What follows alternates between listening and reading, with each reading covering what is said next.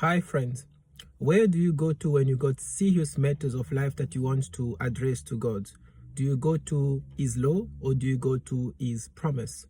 When we're talking about the law, if you've read the Bible enough, you know that the law became established in the time of Moses. That's why often the Pharisees will confront Jesus over the law of Moses, but there is a story before Moses, and the story before Moses is the ones of Abraham, Jacob, and Isaac. And in that promise, there is an absence of law, but there's a presence of what they call a promise.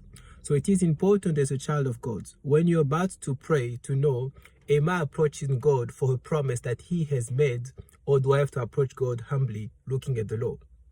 To make the difference between the two concepts that are very critically for a Christian faith, I can talk about your job.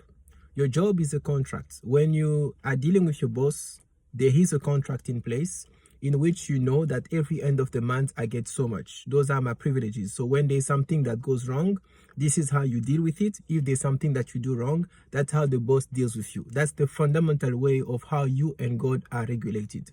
But it may happen in the course of the year that your manager is so pleased with what you've done that he decides to say, I'm going to give you a bonus.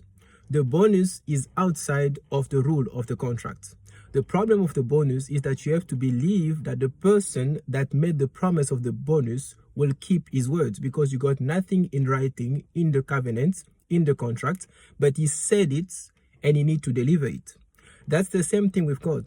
When God is speaking to Abraham, he's making a promise to him that he's going to have a child that goes beyond what the law says when a man and a woman are advanced in age. As a result, God made sure that the promise is delivered. And for you now to have a good relationship with God, to get sure that you get what you want to get, that's where the dimension of faith is required. So you don't need faith when it is a matter of the law, but you do need faith when there is a promise that God has for you. Therefore, if you are approaching God when it comes to times of prayer, you need to know exactly what you're approaching Him for. When God has made a promise to you, you have the rights in faith to believe that it is going to happen. And when you approach God, you have to remind Him of His promise, because you know His promises always come to pass. But I must tell you something true. Your boss may give you promise to you that within the term of your contract, you are going to get a bonus, and you decide to leave the company.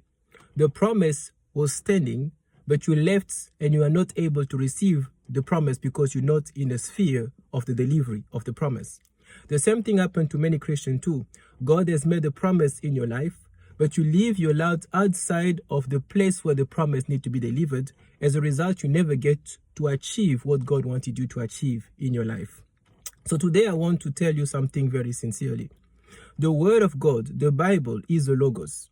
It's a word that actually puts together the law of God. That's why often in shortage of revelation, you have to go to the Word of God and say, I have stolen. This is what is most likely to happen to me. But the child of God, when it comes to praying time, need to be able to have sufficient amount of promises from God to be able to claim in faith what God can do in a particular situation of your life. So it becomes important for you as a child of God to have what they call intimacy with God, to experience what they call rhema, specific word for your situation. Now, where many Christian life stall is because many Christians become so religious that they know the law, but they don't have too many promises from God. And they go with life on trials and error. While a child of God needs to receive frequently messages from the Lord, vision from the Lord, because those are the ground on which you can claim promises.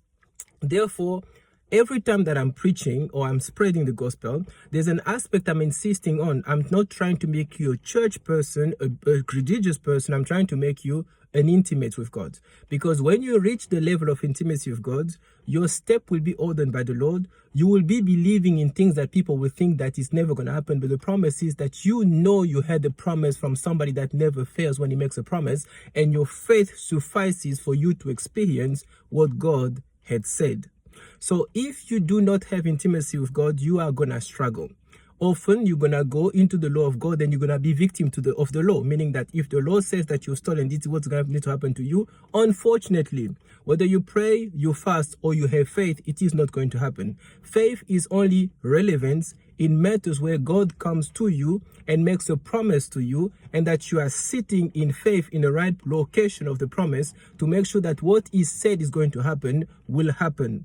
Therefore, only intimates of God experience, one, the promises of God because they can hear it. They spend a lot of time in the vicinity of God. Secondly, they know exactly where to be to find the well of promises that God has for them. May the Lord bless you abundantly.